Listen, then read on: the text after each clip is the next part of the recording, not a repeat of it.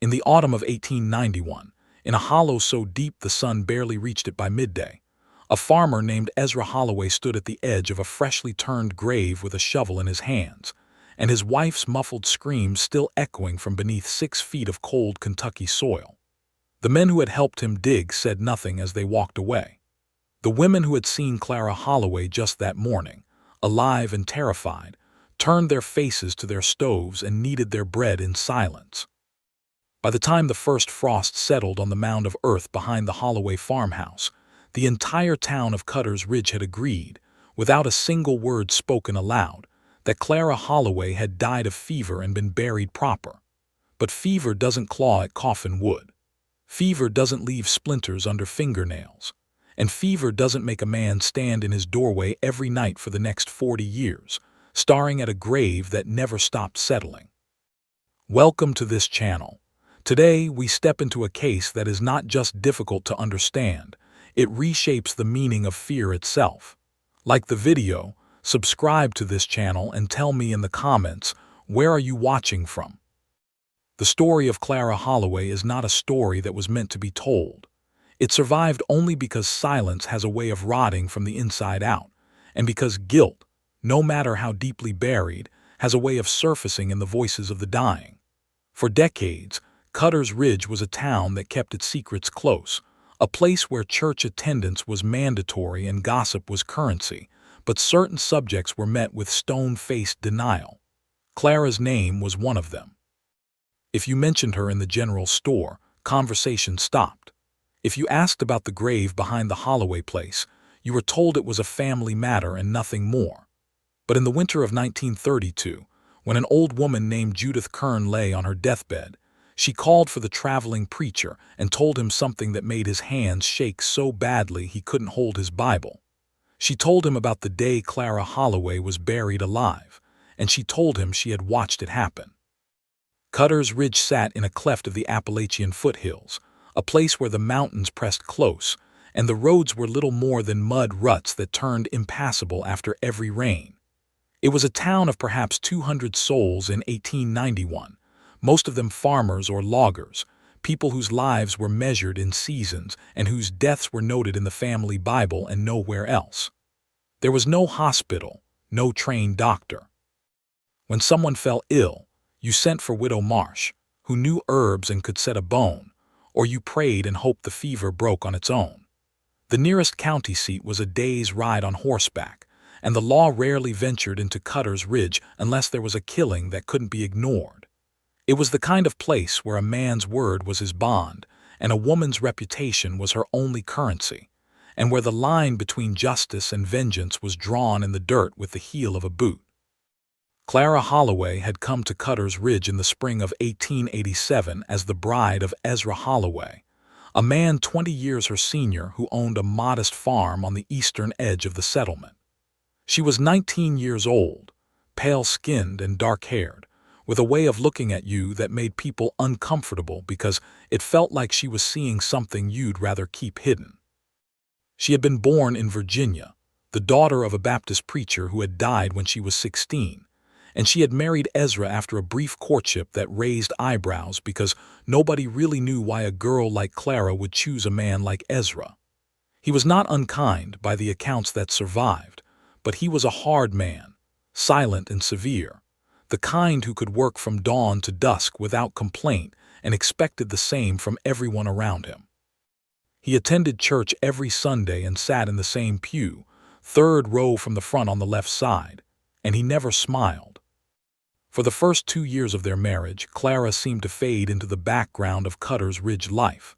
She kept the house, tended a small garden, and was seen in town only when necessary.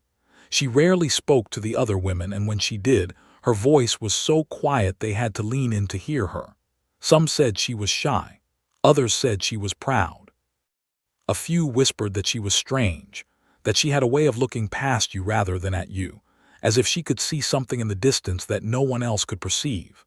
But strangeness was not a crime, and as long as Clara kept to herself and caused no trouble, the people of Cutter's Ridge were content to let her be. Then, in the summer of 1889, Clara became pregnant, and something shifted in the Holloway household that no one could quite name but everyone seemed to sense. The pregnancy did not go well. Clara was sick from the start, pale and weak, and Widow Marsh was called to the Holloway farm more than once to tend to her. The baby was born in March of 1890, a boy, but he lived only 3 days. Clara held him the entire time, refusing to let anyone take him from her arms, and when he finally stopped breathing, she did not cry. She simply sat there, rocking back and forth, staring at the wall. Ezra buried the child in the plot behind the house, a small grave marked with a field stone and nothing more. After that, Clara stopped speaking almost entirely. She moved through the house like a ghost, her face blank, her eyes hollow. The women of Cutter's Ridge who saw her in those months said she looked like something had broken inside her, something that couldn't be mended. Ezra said nothing about his wife's condition, and when asked, he would only say that grief took people in different ways and that Clara would recover in time. But Clara did not recover. If anything, she grew worse. By the autumn of 1891, she had begun to behave in ways that frightened the few people who still visited the Holloway farm. She would stand in the doorway at odd hours, staring out at nothing, or she would walk barefoot through the fields in the rain, her hair loose and her dress soaked through. She stopped attending church, and Ezra stopped making excuses for her absence. Widow Marsh, who had delivered the dead baby and tried to help Clara through her grief, came to the farm one last time in late October and later told her daughter that Clara had looked at her with eyes that held no recognition, as if she had forgotten who she was or where she was. Widow Marsh said she had seen that look before, in people whose minds had come unmoored from the world, and that there was nothing she could do for Clara except pray. She did not go back. If you're still listening, take a moment to like the video, subscribe to this channel, and tell me in the comments, where are you watching from? On the morning of November 4th, 1891, Ezra Holloway walked into Cutter's Ridge and stopped at the general store, where he spoke briefly with the proprietor, a man named Josiah Pike. According to Pike's later testimony, which was given not to any court but to his own son years later and recorded in a letter that still exists in the county archives, Ezra said that Clara had taken ill in the night and that he feared she would not survive the day.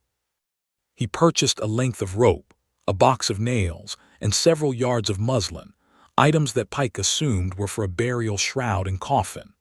Ezra did not elaborate, and Pike did not ask. He paid in cash, loaded his purchases into his wagon, and drove back to his farm. That was the last time anyone in Cutter's Ridge saw Clara Holloway alive, though whether she was truly alive even then is a question that has haunted the descendants of that town for more than a century. What happened next is known only through fragments, pieces of a story that were whispered in confidence, written in private letters, or confessed on deathbeds. The official record is silent.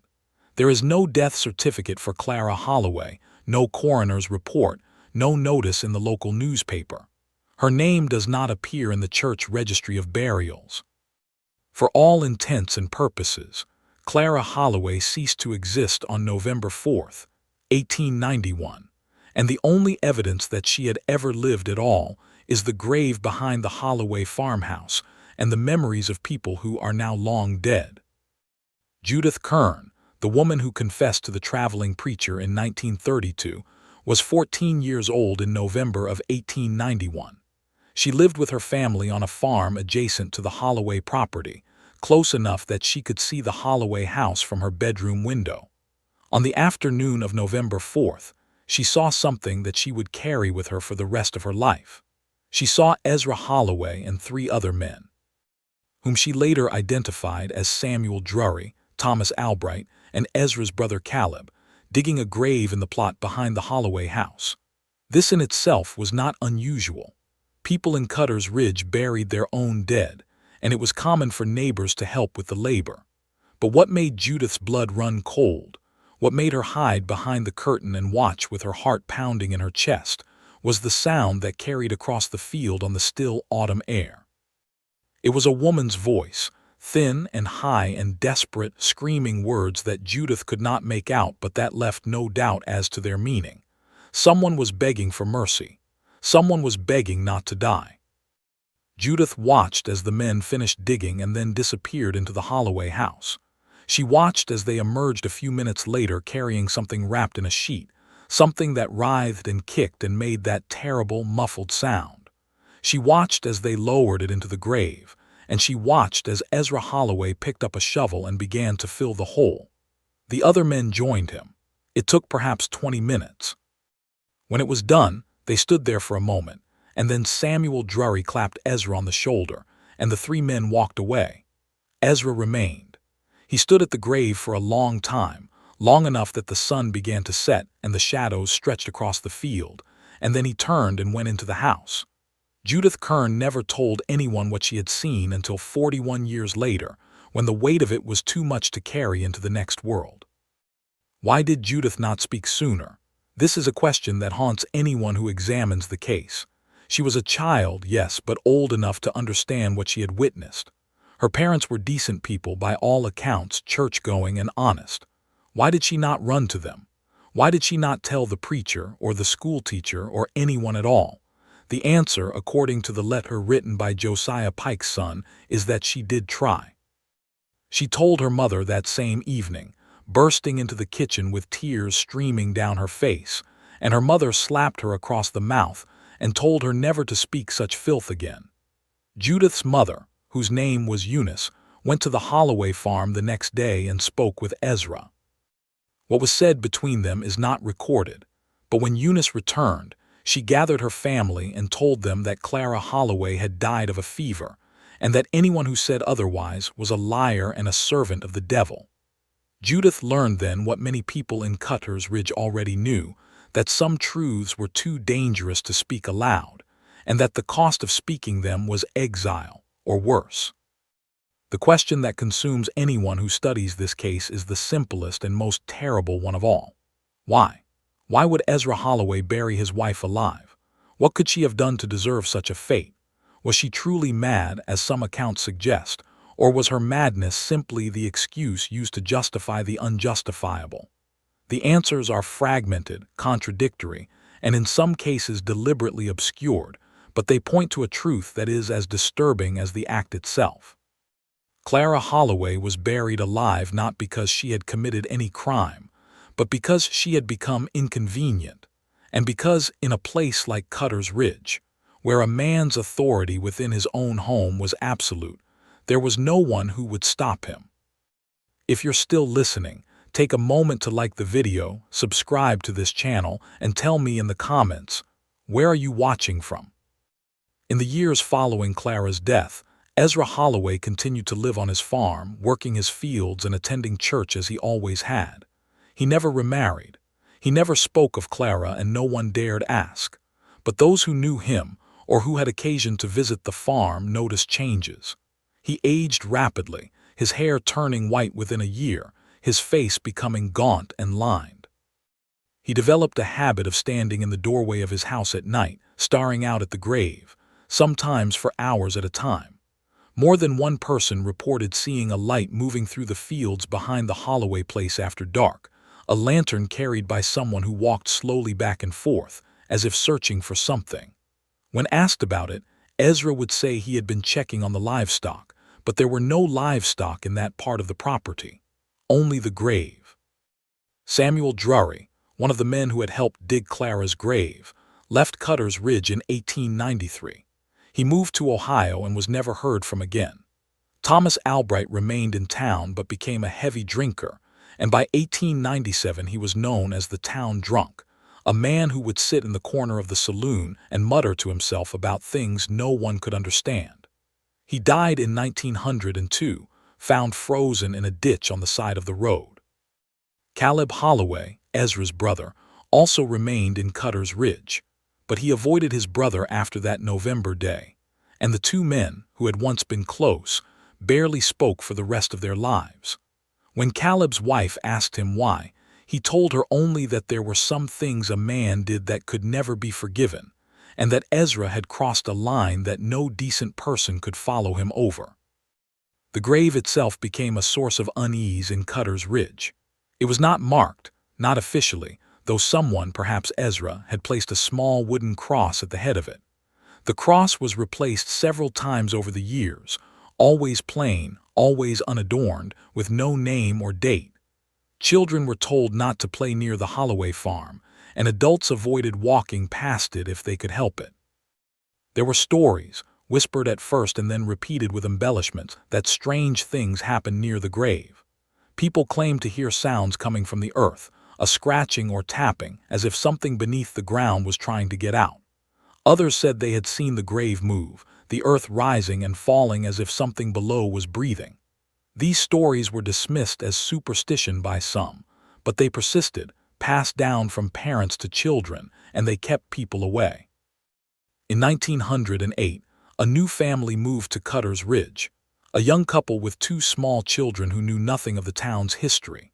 They rented a house not far from the Holloway farm, and within a week, the wife, a woman named Margaret Colby, came to the general store and asked Josiah Pike about the grave behind the Holloway place. She said her children had been playing near the edge of the property and had come running back, terrified, saying they had heard a woman crying. Pike, who was old by then and had perhaps grown weary of the weight of silence, told her a version of the story, though he did not say that Clara had been buried alive. He said only that Clara Holloway had died under sad circumstances and that the grave was not to be disturbed. Margaret Colby thanked him and left, and that night she and her husband packed their belongings and moved away from Cutter's Ridge. They did not say goodbye to anyone. Ezra Holloway died in March of 1929 at the age of 83. He collapsed in his kitchen and was found 2 days later by a neighbor who had come to check on him. His funeral was sparsely attended, and he was buried in the town cemetery, not in the plot behind his house. The farm was sold to a man from the next county who knew nothing of its history, and within a year, that man had moved away as well, claiming that the place felt wrong, that he could not sleep there, that he heard things in the night that he could not explain. The farm stood empty for several years after that, slowly falling into ruin. It was during this period, in the early 1930s, that people began to take a closer interest in the grave behind the abandoned Holloway farmhouse. A young journalist named Peter Callahan, who worked for a newspaper in the county seat, heard rumors about the place and decided to investigate. He traveled to Cutter's Ridge and spoke with several of the older residents, trying to piece together the story of Clara Holloway. Most refused to talk to him, but a few, perhaps sensing that the time for silence had passed, shared fragments of what they knew. Callahan was disturbed by what he learned, and he wrote a series of articles about Clara's death, though he stopped short of accusing Ezra Holloway of murder, perhaps because libel laws were strict, and because the people of Cutter's Ridge, even those who spoke to him, were unwilling to go on the record. The articles were published, but they generated little interest outside the local area, and after a few weeks, the story faded from public attention. But Callahan's investigation had stirred something in Cutter's Ridge, a sense that the past could not remain buried forever. In 1932, Judith Kern, who was by then an old woman living with her daughter in a neighboring town, learned that she was dying of cancer. She called for a traveling preacher, a man named Reverend Marcus Thorne, and she told him the truth about what she had seen on that November day in 1891. Reverend Thorne, to his credit, did not dismiss her story as the ravings of a dying woman. He took notes, and he later wrote a letter to the county sheriff, describing what Judith had told him and urging an investigation. The sheriff, a man named Howard Briggs, read the letter and filed it away. There was no investigation. Clara Holloway had been dead for more than 40 years, and everyone involved in her burial was either dead or unwilling to talk. The case, if it had ever been a case, was closed. If you're still listening, take a moment to like the video, subscribe to this channel, and tell me in the comments, where are you watching from? What we know about Clara Holloway as a person is frustratingly little. There are no photographs of her, no letters written in her hand, no diary or journal. We know she was born Clara Elizabeth Marsh in 1868 in Abingdon, Virginia, the daughter of Reverend Jonathan Marsh and his wife Anne. We know she had two older brothers who both died in childhood, and that her mother died when Clara was 12. We know that she lived with her father until his death in 1884, and that she spent the next 3 years working as a seamstress in the home of a wealthy family in Abingdon. Beyond these bare facts, Clara is a shadow, a figure glimpsed only through the memories of others, and those memories are colored by the horror of her death. The few descriptions of Clara that survive paint a picture of a woman who was quiet, withdrawn, and perhaps melancholic even before her marriage to Ezra.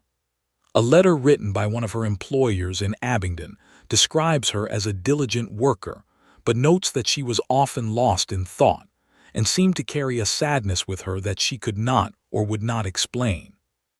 Another letter, written by a woman who knew Clara in Cutter's Ridge, describes her as having a beautiful voice and says that she used to sing while she worked in her garden, though she stopped singing after her baby died. These small details are all we have, fragments of a life that was cut short in the most horrific way imaginable. Why did Ezra marry Clara? This question is also difficult to answer.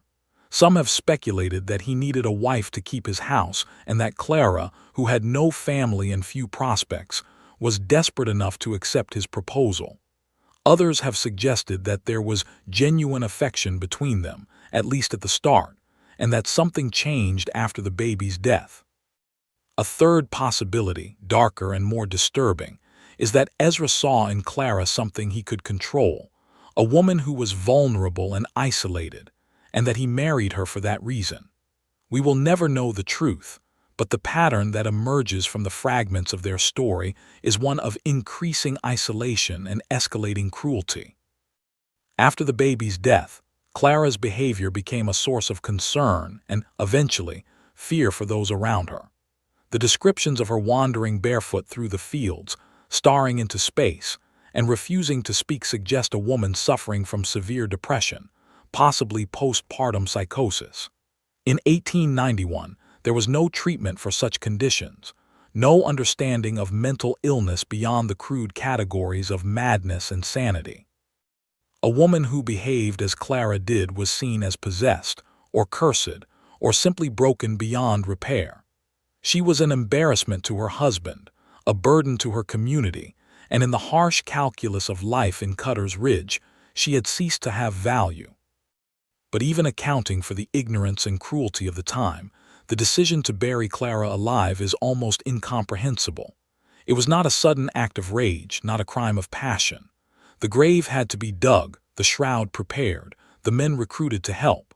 It was a deliberate, premeditated act, and it required the complicity of multiple people. How did Ezra convince Samuel Drury, Thomas Albright, and his own brother to help him? What did he tell them? Did he claim that Clara was already dead and that they were simply burying her? Or did he admit what he was doing, and did they agree to it anyway? The answers to these questions are lost, but the fact that 3 men helped Ezra Holloway commit this atrocity tells us something deeply disturbing about the community in which it happened. There is a pattern in cases like this, a pattern of silence and complicity that allows the unthinkable to occur. When Judith Kern told her mother what she had seen, her mother chose to silence her rather than investigate. When Eunice Kern went to Ezra and spoke with him, she returned home and ordered her family never to speak of Clara again. When Widow Marsh saw Clara's deteriorating condition, she prayed and did nothing more. When the men of Cutter's Ridge noticed Ezra's strange behavior in the years after Clara's death, they said nothing. This was not a failure of one person, but a failure of an entire community, a collective decision to turn away from a horror that was too uncomfortable to confront. If you're still listening, take a moment to like the video, subscribe to this channel, and tell me in the comments, where are you watching from? In 1967, a graduate student in history named Ellen Pritchard wrote her master's thesis on the forgotten crimes of the Appalachian frontier. One chapter of her thesis focused on Clara Holloway, and it was based on interviews with elderly residents of Cutter's Ridge and surrounding towns, as well as the few written records that still existed. Pritchard's work is the most comprehensive account of Clara's story that we have, and it includes several details that had not been previously recorded. One of the most disturbing of these details comes from an interview with a man named Henry Albright, the grandson of Thomas Albright, one of the men who helped dig Clara's grave. Henry, who was in his 70s when Pritchard interviewed him, said that his grandfather had told him, shortly before his death, that Clara had been conscious when they buried her, and that Ezra had told the men that Clara had become dangerous, that she had tried to kill him in his sleep, and that if they did not help him, she would kill them all.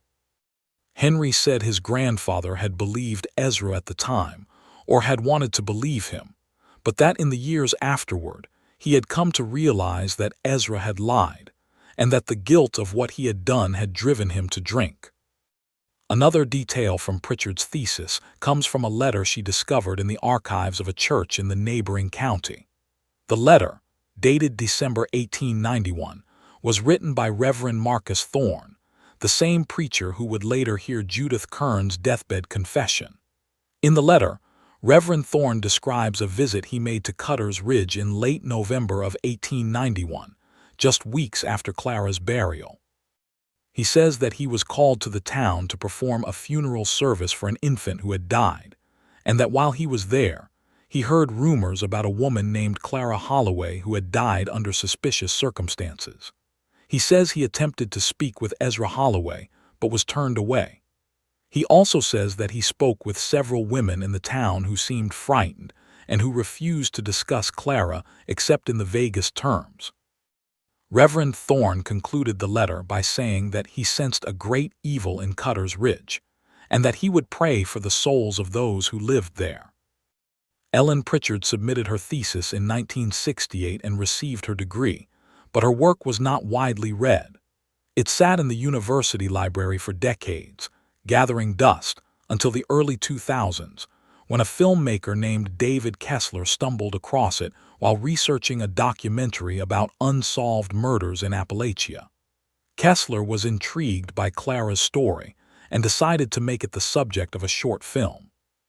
He traveled to Cutter's Ridge, which by then was little more than a ghost town, and he located the site of the old Holloway farm. The house was long gone, but the grave was still there, a depression in the earth marked by a weathered wooden cross. Kessler filmed the site and interviewed a few of the remaining residents of the area, though most were reluctant to talk. His film, which was titled The Grave in Cutter's Ridge, was released in 2006 and screened at several film festivals. It won no major awards, but it brought Clara's story to a wider audience and sparked renewed interest in the case. In 2008, a team of forensic archaeologists from a university in Kentucky obtained permission to exhume the grave behind the old Holloway farm. The landowner, a man who had purchased the property with the intention of building a cabin, agreed to the exhumation on the condition that the remains, if any were found, would be reburied in the town cemetery. The exhumation took place over 3 days in late September. What the archaeologists found was both confirmation of the horror and a source of new questions. The grave was shallow, less than 4 feet deep, and it contained the partial remains of a human skeleton. The bones were those of an adult female, consistent with the age and physical description of Clara Holloway. But it was the condition of the coffin, or what remained of it, that provided the most chilling evidence. The wooden planks of the coffin lid were scratched and splintered from the inside, and several of the bones of the hands showed signs of trauma consistent with desperate, repeated impact against a hard surface. In other words, Clara Holloway had been alive when she was buried, and she had tried to claw her way out. The forensic report estimated that she could have survived for several hours in the coffin, perhaps longer, slowly suffocating as the air ran out. It was a death of unimaginable terror and suffering. The remains were examined, photographed, and documented, and then they were reburied in the Cutter's Ridge Cemetery with a simple headstone that read, Clara Elizabeth Holloway, 1868-1891, rest in peace. A small memorial service was held, attended by a handful of people, including David Kessler and Ellen Pritchard, who was by then an elderly woman. There were no descendants of the Holloway family present, no one to speak for Clara except those who had taken it upon themselves to remember her. The case was officially closed, though in the eyes of the law, no crime had ever been committed because no one had ever been charged. If you're still listening, take a moment to like the video, subscribe to this channel, and tell me in the comments, where are you watching from? What makes Clara Holloway's story so haunting is not just the brutality of her death, but the silence that surrounded it. This was not a secret kept by one or two people, but by an entire town, a community that chose to look the other way rather than confront the evil in their midst. And it was not a silence born of ignorance. The people of Cutter's Ridge knew what had happened. Judith Kern knew. Eunice Kern knew. Samuel Drury, Thomas Albright, and Caleb Holloway knew. Widow Marsh suspected. Josiah Pike suspected. Reverend Thorne suspected. But no one spoke. No one acted.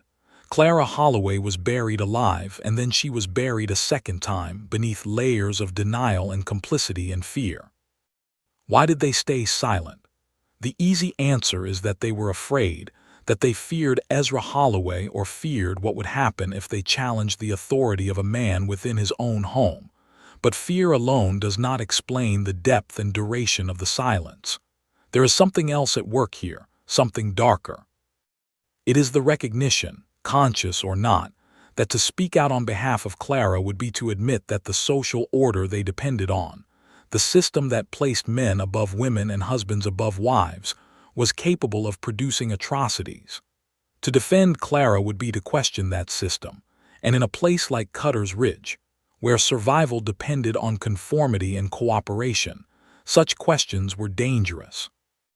This is the true horror of Clara Holloway's story. It is not the horror of one man's cruelty, but the horror of a community's complicity. It is the horror of good people, or people who thought themselves good, choosing silence over justice. It is the horror of a woman's life being worth so little that her death, even a death as monstrous as Clara's, could be ignored and forgotten.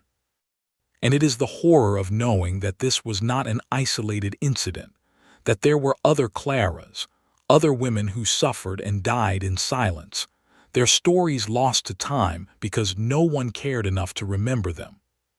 In the years since Clara's remains were exhumed and reburied, there have been efforts to memorialize her and to ensure that her story is not forgotten. A small museum in the county seat has an exhibit about her, featuring photographs of the exhumation, copies of the letters and documents that Ellen Pritchard uncovered, and a replica of the wooden cross that once marked her grave. There is a plaque near the site of the old Holloway farm, placed there by a local historical society, that tells the story of Clara's death and the long silence that followed it. And there are a few researchers, historians and activists who continue to investigate the case, hoping to uncover more details and to understand not just what happened to Clara, but why. One of the questions that these researchers have tried to answer is whether there were others like Clara, other women in Cutter's Ridge or in similar communities who suffered similar fates. The evidence is fragmentary and frustrating, but there are hints that Clara's story was not unique. There are graves in old cemeteries, unmarked or poorly marked, that contain the remains of women who died young and under mysterious circumstances. There are old letters and diaries that mention women who disappeared or who were said to have died of sudden illnesses, but whose deaths were never properly investigated. There are whispered stories, passed down through generations, of women who were locked in attics or cellars, or who were sent away to asylums for behavior that was merely inconvenient. The full extent of this hidden history may never be known, but Clara's story serves as a reminder that it exists, and that the silence that surrounded her death was not an anomaly, but part of a larger pattern of violence and denial. Another question that haunts researchers is what became of Ezra Holloway's soul, if such a thing exists. Did he feel guilt for what he had done? The evidence suggests that he did, or at least that he was haunted by it. The reports of him standing in the doorway at night, staring at the grave, The stories of the lantern moving through the fields, the rapid aging and the isolation, all point to a man who was tormented by his actions. But torment is not the same as repentance. Ezra never confessed. He never sought forgiveness. He never made any attempt to atone for what he had done. He lived with his guilt, if that is what it was, and he died with it, and he was buried in consecrated ground while Clara lay in an unmarked grave for more than a century. If you're still listening, take a moment to like the video, subscribe to this channel, and tell me in the comments, where are you watching from? There is one final detail about Clara Holloway's story that has never been fully explained, and it is this detail that keeps the case alive in the minds of those who study it. In 2009, a year after Clara's remains were reburied, a woman named Sarah Holloway contacted the Kentucky Historical Society with information about her family tree.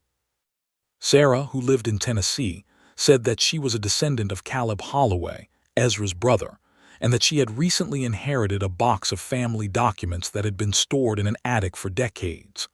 Among these documents was a letter, written by Caleb and dated February 1892, just 3 months after Clara's burial. The letter was addressed to a cousin in Ohio, and in it, Caleb described what had happened on that November day. According to Caleb's letter, which is now housed in the archives of the Kentucky Historical Society, Clara had not been sick or mad on the day she was buried. She had been healthy, lucid, and terrified. Caleb wrote that Ezra had told him and the other men that Clara had discovered something, though he did not specify what, and that she had threatened to tell the authorities. Ezra claimed that if Clara spoke, it would destroy him and bring shame upon the entire family. Caleb wrote that he had argued with Ezra, that he had tried to convince him to find another solution, but that Ezra had been adamant. He had said that Clara had to be silenced, and that this was the only way. Caleb wrote that he had helped dig the grave because he was afraid of what Ezra would do if he refused, and that he had regretted it every day since. He ended the letter by saying that he could not bear to live in Cutter's Ridge any longer, and that he was planning to leave as soon as he could arrange it. Caleb did not leave Cutter's Ridge. He remained there until his death in 1912, living less than 2 miles from the grave he had helped to dig. Why he stayed is unknown. Perhaps he could not afford to leave. Perhaps he felt that leaving would be an admission of guilt. Or perhaps he stayed because he believed on some level that he deserved to be haunted by what he had done. Whatever his reasons. The letter he wrote stands as a testament to the fact that at least one person involved in Clara's burial knew that it was murder, and that the story Ezra had told about Clara being mad or dangerous was a lie. What was it that Clara had discovered? What secret could have been so dangerous that Ezra felt he had no choice but to kill her? Caleb's letter does not say, and there are no other documents that shed light on this question. Some researchers have speculated that Clara discovered evidence of financial wrongdoing, perhaps fraud or theft, and that Ezra was afraid she would expose him. Others have suggested that the secret was more personal, perhaps an affair or some other scandal that would have ruined Ezra's reputation. A third theory, darker and more disturbing, is that Clara discovered that Ezra had been responsible for the death of their child, that the baby had not died of natural causes but had been killed, and that Clara had threatened to go to the authorities. This last theory is purely speculative, but it would explain the extreme measures Ezra took to silence her. Whatever the truth, it died with Ezra and Clara, and it remains one of the most frustrating aspects of this case. We know that Clara was buried alive. We know that it was not because she was mad, but because she had become a threat to Ezra. But we do not know what the threat was, and we likely never will. This uncertainty is part of what makes Clara's story so haunting. It is a story with no resolution, no justice, no closure. It is a story that ends not with answers but with questions, and with the knowledge that those questions can never be fully answered. In the years since Clara's story became more widely known, it has taken on a life of its own. There are now multiple books about her, several documentaries, and even a podcast that devoted an entire season to examining the case.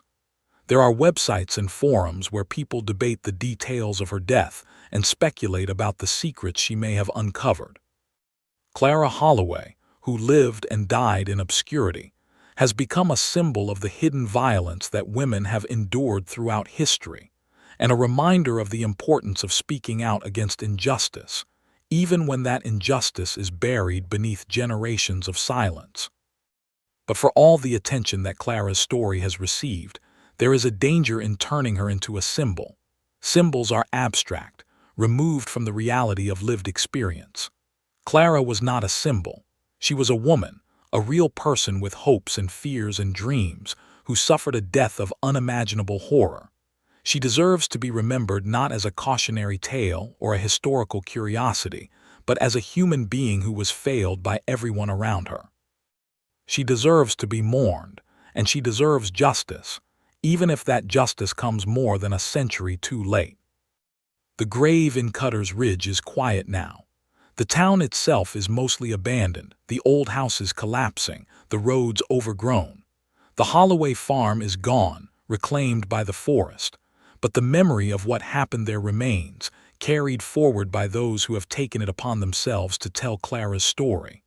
It is a story that refuses to be forgotten, a story that demands to be heard. And perhaps that is the only justice that Clara can receive now, the knowledge that her voice, silenced so brutally in November of 1891, has finally been heard. Yet even with all that we have learned, there is one question that remains unanswered, one final mystery that haunts anyone who studies this case. In 1932, when Judith Kern confessed to Reverend Marcus Thorne on her deathbed, she told him about the day Clara was buried. She described the grave being dug, the shrouded figure being lowered into it, the sound of Clara's muffled screams. But she also told him something else, something that Reverend Thorne included in his letter to the county sheriff, but that has never been fully explained. She said that on the night after Clara was buried, she was awakened by a sound coming from the direction of the Holloway farm. It was a sound like digging, the rhythmic scrape of metal on earth, and it went on for hours. In the morning, she looked out her window and saw that the grave had been disturbed, the earth torn up and then hastily refilled. Judith said she believed that Ezra had gone to the grave that night, that he had dug Clara up, and that he had seen what he had done. But when the grave was exhumed in 2008, the archaeologists found no evidence of such a disturbance. The coffin had not been opened. Clara's remains were exactly where they would have been if the grave had never been touched after that first burial. So what was the sound that Judith heard? Was it a dream, a hallucination brought on by trauma? Or did something happen that night, something that left no physical trace but that Ezra carried with him for the rest of his life? We will never know, and perhaps that is fitting. Clara Holloway's story is, in the end, a story about the unknowable, about the secrets that people take to their graves and the silences that outlast memory. It is a story that reminds us that the past is never truly past, that the dead are not always silent, and that some horrors, no matter how deeply buried, will eventually find their way back to the surface.